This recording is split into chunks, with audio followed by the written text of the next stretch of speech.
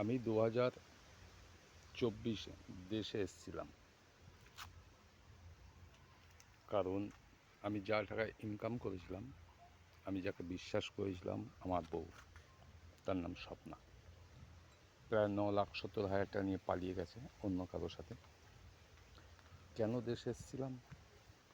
যে আমার ছেলে এখানে ভিক্ষা করে খায়, খেতে পায় না, তাই আমি কোম্পানি রিজাইন করে চলে আসি। তা এখানে এসে আজকে 2 বছর হয়ে গেছে, কোনো ফলাফল পাইনি। সে তো টাকা নিয়ে চলে গেছে অন্য কারোর সাথে, আমি দেশে এসেও কিছু করতে পারিনি। কারণ আজকে 2 বছর যদি ওই দেশে থাকতাম, তাহলে হয়তো জীবনে কিছু করতে পারতাম। আমার মতো কোনো ছেলে নিজের ঘরের বউকে অন্তত বিশ্বাস করবে না, তাহলে জীবনে ঠকবে। আমি দুবাই, আবুধাবি, শাহজাহাতে ছিলাম। কোম্পানির নাম সিকন। আমার রোল নাম্বার 2926।